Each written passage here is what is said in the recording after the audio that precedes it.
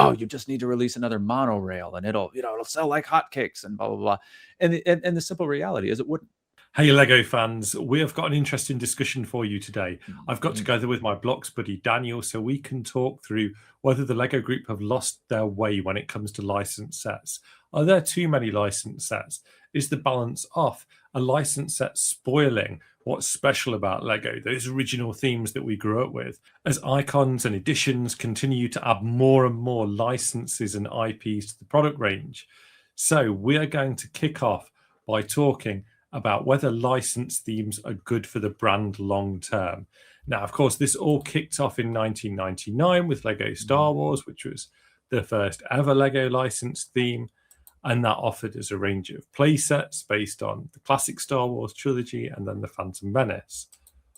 But recently, it's become a much bigger thing. In icons, there's always new sets based on different IPs, movies, series, games, and so on. There's now Lego editions offering licensed Formula One and football player sets and things. So the licenses are coming thick and fast today. But yeah, what's your take, Daniel, about the long-term impact of licenses for the Lego Group? Yeah, so my take on this is that at the most basic level, yes, I think licenses are good for the Lego Group. And the reason for that is really quite simple. Kids have a almost unimaginable amount of choice out in the world right now, in terms of how much they spend their time, right? When you compare, back in the 1980s, how different the world was, right? I mean, if you wanted to play a video game, for the most part, you had to go to an arcade. If you wanted to watch television, you watched what was on one of 3 or 4 channels and with commercials, and you just sat there and you watched it. In terms of the number of out of the house activities, the programming of kids' days by their parents, it was different. There was just a lot less, and so there is just so much more choice now than there was then. And so as a result, it's hard to cut through all of that noise and get kids' attention and hold it long enough for them to remember to ask for a Lego set for their birthday or for Christmas, or to save up their own money over a long period of time, like, most kids have to do in order to get a Lego set. That takes holding the attention of children. And that is a phenomenally difficult thing to do. And the way you do that is by these big, multimedia things that kids encounter day in and day out when they're at school, when they're with their friends, right? These things aren't happening in a vacuum. And I think that part of the great success of the Lego Group over the last 20 years absolutely is as a result of all of these licenses, where they are able to, kind of, instead of having to build and hold the kids' attention through original ideas themselves, which on one hand, maybe you can argue that's more pure or something like that. But at the end of the day, that's a lot harder.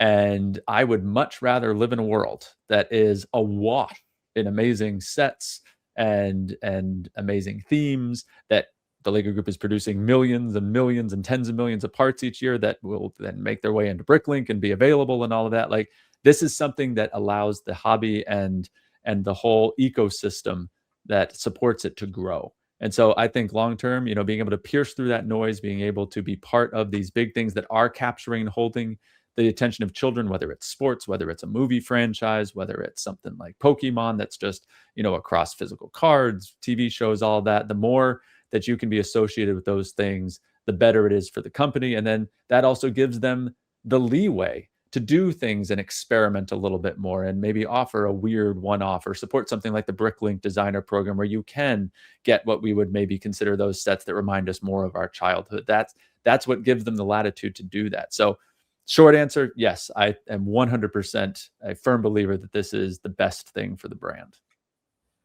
So yeah, I think it's really hard to argue that the Lego Group shouldn't have licensed sets as part of the mix. I think the bit where recently it's tipped too far one way is with the quantity of licensed sets that are coming along. So I think it was around like late 2000s going in sort of 2010, 2011. The Lego Group had a policy to try and keep the mix of products approximately 50-50 between homegrown themes and licensed sets. And that was because they've been burnt on making some really odd choices with licenses during the early years. and not accounting for the fact that things like Star Wars, in between the prequel movies coming out, were going to have big dips in sales where, things didn't go quite as well. And I always thought that 50-50 idea was really nice, because it meant that the Lego group had a lot of chances to put original ideas forward. Things like, massive successes like Ninjago, and then things that maybe were moderate successes like, we don't know a lot about the sales figures, but we know there's been awesome things like Power Miners Atlantis. Right. You're talking about the In-N-Out theme era, where there were all these little original ideas meant to last about 2 years that were literally described as they were supposed to fill out the product line on the shelf, right? Where they were never meant to be blockbusters. They were meant to make kids happy and be something exciting and fresh and new every 2 years. Exactly. And by having things like that baked into the mix so that you knew a certain number of sets would be those original IPs, it almost kind of gave them a shot at breaking through. So they were probably never going to achieve the success of your kind of DCs and Marvels and things like this. But it feels like there were opportunities for the Lego group to succeed in other ways than through licensed products. Whereas now you kind of wonder if most of your kind of marketing power and everything is going behind these IPs, does that then limit the opportunity for the homegrown stuff that you're creating to find a space to break through and capture the attention of, I say children, but of course the many adults that the Lego group are catering to now as well. Yeah, and I think you do have a point there, Graham. I mean, there is certainly, I mean, and you and I lived through it, so I can remember where it did feel like, oh yeah, this is kind of balanced, right? The original versus not, and that is very much not how it feels now. There's very few kind of original themes that are coming out, and when they do come out, they kind of last, right? Because there's so much investment that has to go into them, because they have to be able to break through all of that noise we were talking about earlier. So even something like Dreams, right, which I would kind of put as like hold up as the most recent, a really original theme that the Lego group has put out. And it's already a few years old, right? It's already longer lived than those In-N-Out themes from back in the day. And even it has, a TV show and all of this extra tie-in material. It is certainly not designed to be an In-N-Out theme, because it's almost like those kind of, that approach couldn't break through anymore just because of how much choice there is. But I do also, I would also put forth, though, that I don't necessarily feel like there's less of some of those other things. There's certainly fewer themes overall in terms of like original themes than there used to be. But in terms of like still being able to tap into some of those other products, whether it's kind of the classic, themes of, like space and castle and pirates, there's just been such an increase in the sheer volume of sets available, right? Because, you go back to that In-N-Out era, and I can't remember, obviously, off the top of my head, how many sets would come out in that time. But I know there has been a steady increase year over year, where we're now hundreds of sets more per year than there was back then. And so even though a lot of those are licensed, I still feel like there is a decent amount of space for original ideas, or for those, even if they're one-off sets, right? Like some of the creator pirate ships, where there's actually been a decent number of things, whether it was things like, on ideas with the pirates at Barracuda Bay, or the creator pirate ship with the brick built sails. Like, we have had a lot of space for those types of things. They're just not necessarily nestled in themes with a whole range anymore. And I do think that if there's something that's been lost, it's that those things still exist. And really, in many ways, there's been more pirate ships, for example, available over the last 5 years than there were our entire childhood. But they're not mixed in with kind of the full build out of all the little supplementary sets, the little rafts, the little islands, the opposing ships, even that allowed you to do sea battles, or all of that. And so that, I think, has been lost, and probably isn't coming back, because I just don't see this changing. But if you want to find out about the latest Lego sets, whether they're licensed, not licensed, whatever they are, go over to blocksmag.com. Full URL on the screen now and in the description, and you can sign up to the completely free Blocks newsletter. And when a new Lego set is announced, we'll send the information straight to your inbox, so you can be the first person to know. You don't have to wait for your friend to tell you on social media. So, Daniel, we've talked about whether licensed themes are good for the brand long term, but what original themes are being neglected? Now, you started to talk about this just there with the fact that we have had a number of pirate ships, for example, over recent years. But something that I was thinking about with this is that we have had, roughly speaking, one nostalgic set in icons each year. We had the Blacktron Renegade, we had the Galactic Cruiser. Am I getting the name right there? Galaxy Explorer. Galaxy Explorer. Thank you. Yes. Yeah, Galactic Cruiser. Anyway, Galaxy Explorer. Come on, Graham. Not everything is Star Wars. My brain's often in that space. I know. Eldorado Fortress. We've had these Lion Knights Castle and so on. But I noticed that the Blacktron Renegade ended up on discount, and it does not seem like these retro sets are necessarily breaking through in the way that we might have hoped they will.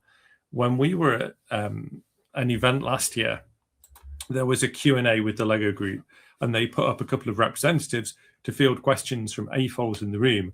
And someone posited that if the Lego group just did minifigure packs, a bit like the one on screen now, of purely space astronauts, classic space astronauts, it would be their best-selling product ever. Fans would gobble them up all day long. And the Lego group representative suggested that although that might be something that AFOLs would adore, it would not necessarily translate to a broader audience.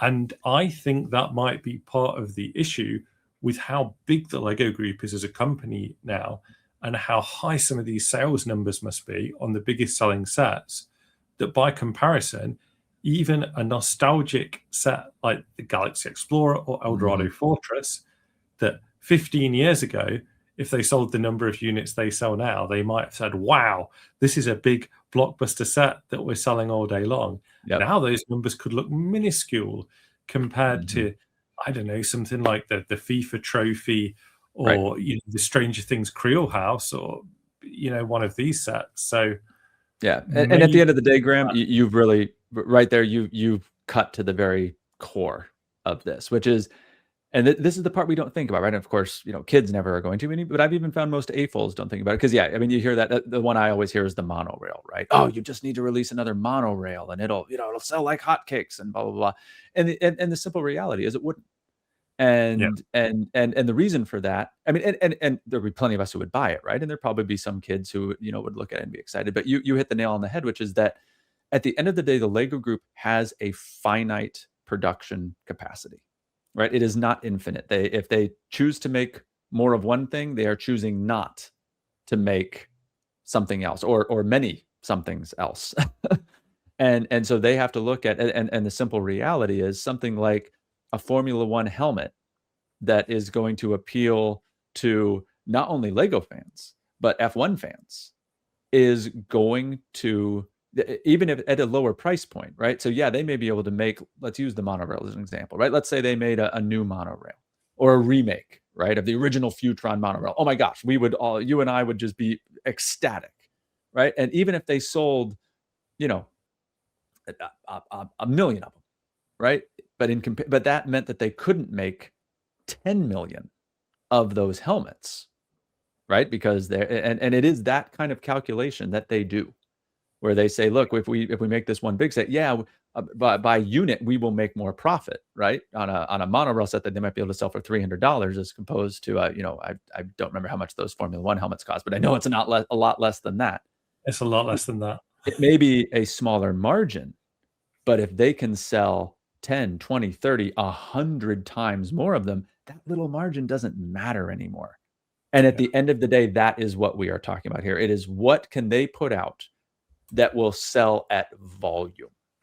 And if they can sell something at volume, 9 times out of 10, it's going to be something that kids recognize, that there is a built-in fan base for outside of the Lego group. Something like Star Wars, F1, the World Cup, all of these different things. They are tapping into these things that are going to allow them to sell sets at a volume that is way greater than even something that would arguably be successful if it was an original idea or a remake or something like that. And at the end of the day, when you're a business, that's the calculus you're going to make. We tend to sometimes forget that the Lego group is, at the end of the day, a business that is trying to make a profit. Yes. And so even though something might sell really well, it's not necessarily going to sell better than one of these licensed ideas because of being able to just either tap into a wider market, a wider fan base, or tap into something that is on kids' radar day in and day out at school, on shirts, on TV, in movies that they're talking about with their friends, all of that. Absolutely. And I think pulling it slightly back to the question of what themes the Lego Group has been neglecting, and this kind of goes back to something you were talking about before. I don't think it's fair for us anymore to say that space, castle, and pirates are being neglected. No. Because we've had those icon sets that we talked about, the kind of retro recreation ones. We've had creator sets that capture these themes in a modern way that's accessible to children and adults. And we've got Bricklink Designer Program where fans can recreate them and we can get them that way. But I think the thing that we are missing out on, the thing that maybe is being neglected in favor of the licensed themes, is the ones we talked about earlier, the in and out themes, even having like a supporting theme to something like Dreams, where you have something that's maybe less ambitious, but is still original and story driven and so on. We don't have those sorts of themes anymore. And I guess I say we, but that's more of a miss for children than it is for adults, because there's a whole raft of teenagers, adults in their 20s who love Ninjago, who still love Ninjago, who collect those sets because they grew up on it and they've never put it down. They've just continued to enjoy it. Where is Ninjago for the next group of children who are going to grow up to be Lego fans? And if you're only buying Lego sets as a secondary thing to another fandom, so if you're an F1 fan and you buy some helmets, are you going to go on to become a sort of hardcore adult Lego fan off the back of a few F1 sets? Or do you need that thing like Ninjago that for a whole bunch of children is the equivalent of Castle? Do you need something like that that really hooks you in the special way because that's your primary interest? Yeah. And I will say, I think the one other thing I would add, and obviously there's things like Dreams and stuff, but I do think back, I think if there's one thing that is being lost, and I will be curious to see 20 years from now, the kids who are growing up in this era where there isn't as much of that original themes, right? Ninjago really was the last blockbuster original theme. And I do wonder if something will be lost in so much of why I still love the product, that I still love Lego bricks and interacting with them, is that I was making up my own stories as a kid. Like I wasn't coming into someone else's. Well, obviously they were all informed by Star Wars and Ghostbusters. Like, I mean, it wasn't original play by any stretch of the imagination, but it felt original, right? Because I was making up my own world with my own characters and their own names. And that just so enhanced the experience and made me love it so much more. And I do wonder if, recreating Marvel stories with the sets that are based on the movies, that you can shot for shot recreate a scene from the movie, will that have that same level of delight and of creativity?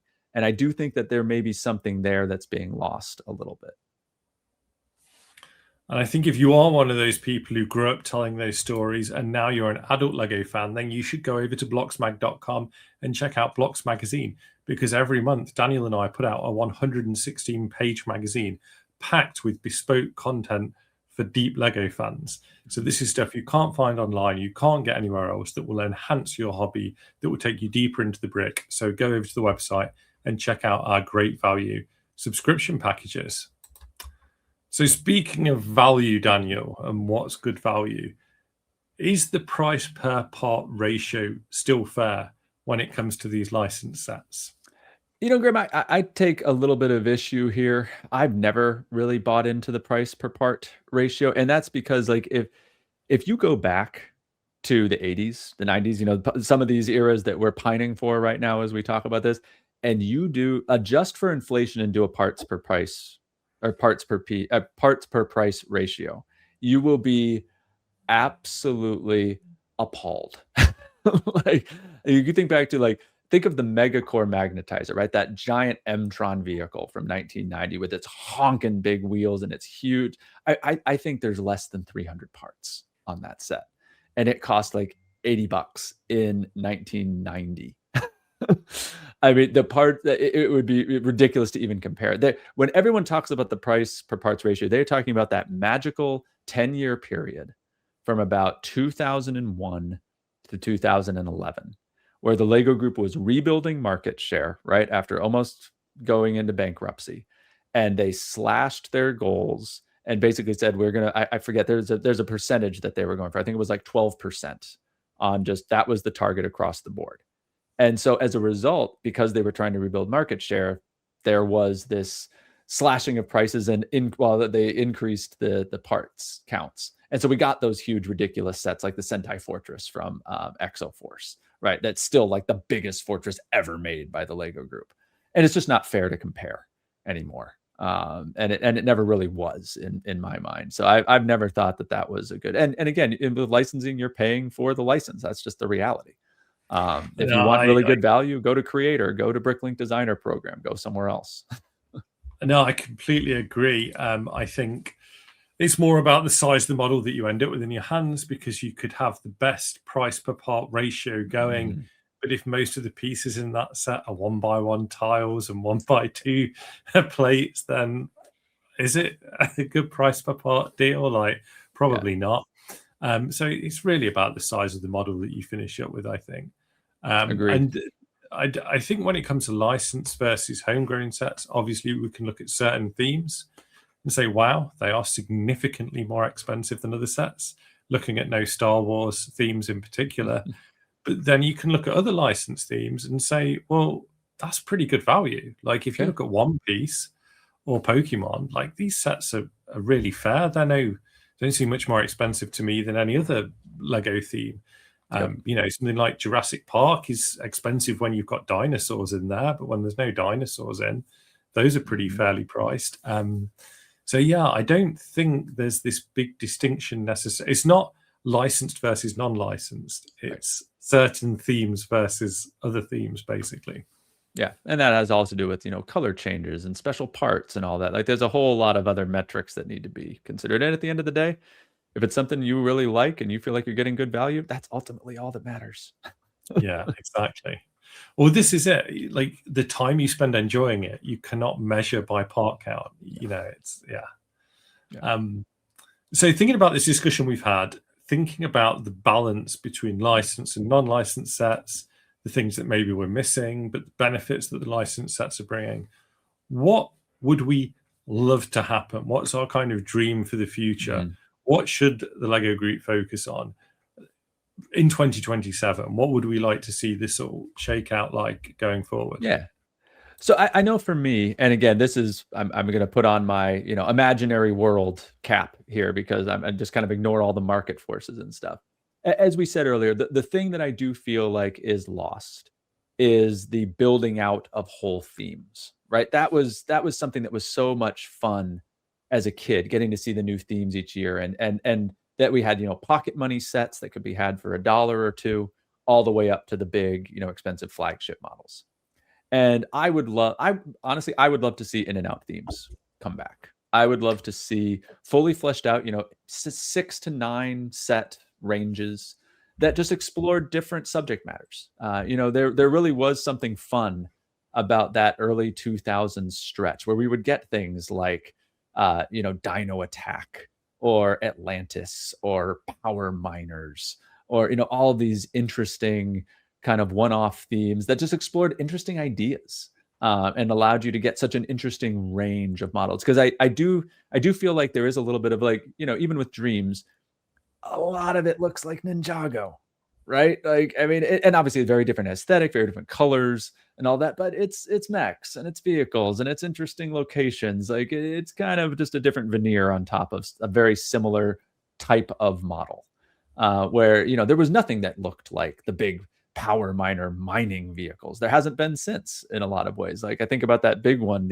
I can't remember the name of it now, the big flagship one that was like, it was like this long and the drill could go from horizontal to vertical. And like, it was just really cool to get some interesting builds like that, every couple of years. So I would love to see In and Out come back. I completely agree. We're singing from the same hymn sheet on that one. And I think the other reflection that I have is that obviously something we know the Lego Group are going to do is push more on sports and music, because they feel that those are two areas that they haven't tapped into successfully. And I really think if they're going to tap into the kind of children who love those things, I think there's a solid way to do that in a non-licensed way. And I think the Lego Group should push for that. Because if you think of the Subbuteo style football sets that they did some years ago, like something like that is so much more closely connected to the play of football than something where you build a little colourful diorama and put a single minifigure of one player, in the middle of it, which just does not feel playful to me. It does not feel connected to sport particularly strongly. So I hope the Lego Group are brave enough to do non-licensed sets for sports and music, and have the confidence that they have the talent within the company and within the design department to do something cool with those concepts that doesn't lean on a real human out there in the world or a real organization like FIFA. Although even when they did do the non-licensed football set as part of editions, it's an interesting choice, and people can read my thoughts on that in the magazine if they're curious about it. Really, on the music side, Graham, it sounds like you're suggesting a different mascot, maybe like a llama or something for a music-based theme. Hey, like no one wants to hear this, but the minifigures in video were awesome. They were excellent. Yes. Buy into the concepts of the actual sets, they were pretty good as well. The app and the digital side of it, obviously a different story. But yeah, I think, and also I would love to see the Lego Group be very selective about some of the IPs that the company works with, because the Lego brand is so big now that they don't necessarily need to partner with everyone. I always feel like a Lego set should be a bit of a prestige item for a film or a game or a show. Like, you don't want like every little TV show or anything getting a Lego set, because then it's not necessarily that special moment when you do get one. Yeah. But the ship might have sailed on that. Now things are so big, and I think it did. So huge. And again, having such a wide, portfolio is what allows them to absorb experiments going awry. And so I actually hope they go as wide as they are, because that's going to let us keep getting, cool things like pirate ships. Hey, as long as we keep getting pirate ships, you and I are happy, right? The Lego Group can do whatever they want as long as we keep getting pirate ships. I can be bought.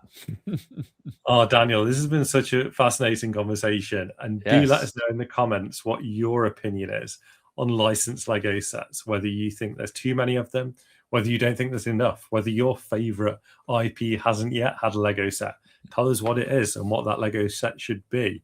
And do join us here on the Blocks Magazine YouTube channel for more discussions like this, where we do deep dives into interesting topics that take our fancy. But Daniel, what's the next licensed set that you're going to be building? Oh, I'm going to be getting some of the ones from The Mandalorian and Grogu. I want that new Razor Crest. Yeah, that looks absolutely fantastic. I think the proportions on that look really cool. What about you, Graham? What are you looking forward to on the licensed side coming soon? Well, I mean, I think the new One Piece stuff looks really wild and interesting. So yeah, I'm going to have a go on some of that. I think that's going to be good fun. Absolutely. Always up for more pirate ships. We're nothing if not consistent. Truly.